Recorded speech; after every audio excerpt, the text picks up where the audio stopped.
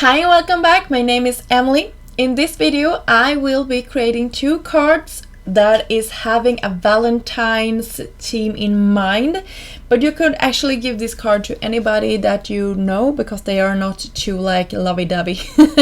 I picked one of the cute gnomes called Made with Love.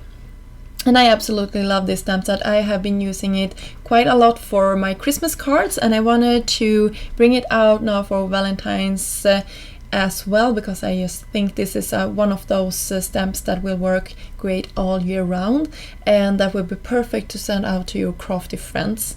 I use some Copic markers because that is my go-to medium to color in if I want to do something fast, and that was what I was going for today's video. So I kept it quite simple, and I will leave a little bit of the coloring in this video, and then I will of course speed everything up so you don't have to watch me like color this in real time, because I am absolutely not that fast at all. And I know that I've been talking about this in previous videos, but I'm no expert at coloring. I just put the color down.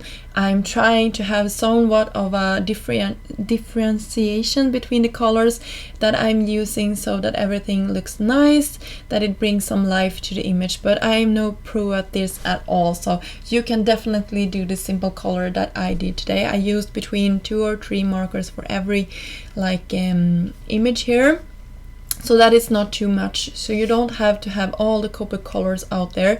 You could also use any other medium that you would like watercolors would work really great with this image as well.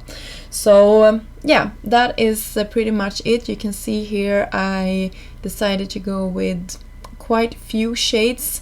I brought in the same colors as I used for the gnome's hat here to the center of the heart. I used it on the dog's hat as well, so you can see it was really simple and it worked out great in the end. So here I took some Nina smooth cardstock, and I believe it's 80 pounds, and I took one of the stencils from Trinity Stamps called A2 Foundation Square Stencil, and I brought in some Victorian Velvet distress inks, and I used my blending brushes just to I just love them. I use them for everything, just to make this nice transition between the purpley pink color down towards the white at the bottom. And I also used another stencil there. You can see it in the background creating snowflakes, but I wanted this to be like more of an interesting feature in the background. I also splattered some water on top of it when it had dried somewhat. I dried everything again, and then I used a crafter's heart. I believe this was released a year ago, and I absolutely love it. I have other videos with this image as well, and if you look at this YouTube channel you will find them. And I used some silver embossing powder, and look how that turned out. I love this silver embossing powder. Every time I use it I'm like, why am I not using this more often? I always reach for the gold one. I love my gold, but this was really pretty. I loved it. And I also cut out with my Marshmallow Alpha 3 times with some white cardstock and then some white glitter cardstock on the top. I have done this in previous videos as well, just inking up the bottom with the same color as I used in my background. I thought that looked a little bit... No, actually I liked how that turned out. I did similar one for the other one. You will see I will not make it to the end here. That will actually not make it to the second card. I went in another direction, but I switched out the colors for that one. So never mind that. I adhere this down to a standard A2 size card panel, and then I will start assembling everything on top of it as well.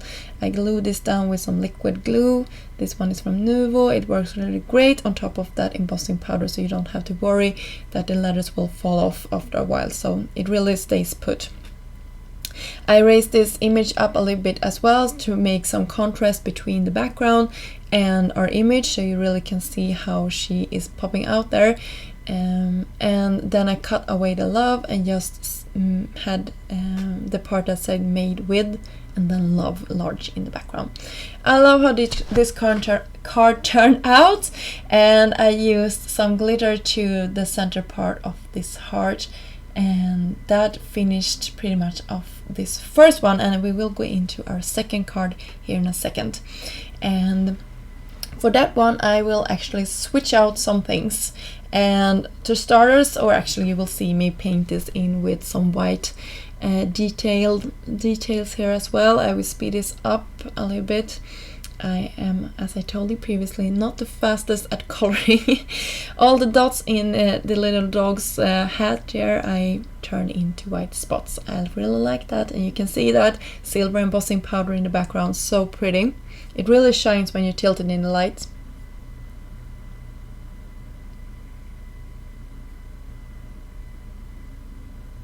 So now we will go into our second card here, and for this one I switched the stencil, and this one is called Layered Heart Stencil, and I'm just masking off the parts that I didn't want to have inks on it. And I'm using sponge, sugar and candied apple distress inks, and I will make this have this softness towards the middle part and more of a vibrancy towards the edges. And then the fun thing with this is that it really coordinates with this stamp set, a Crafter's Heart stamp set, and I will do the same thing to this one. I am using Versa mark ink here, making a clear impression, and while it's sticky I'm pouring over my embossing powder. It's the same silver one from Ranger, and I'm heat sanding it off camera. You can see how beautiful that turned out. And then I will pretty much do the same thing all over again. I will adhere my image. You can see I raised this off. I actually put this on another project and I didn't like how it turned out at all, so I actually ripped it off and created this one instead. I left those parts out, but it's always fine to know how a card came together, I think. So anyway, I used the whole sentiment for this one, Made with Love, and I tucked it into that heart center. I'm going in with a white gel pen once more, and that pretty much finished off our second project. I kept this quite simple as well. So if you like these projects and how I took a Christmas image and turned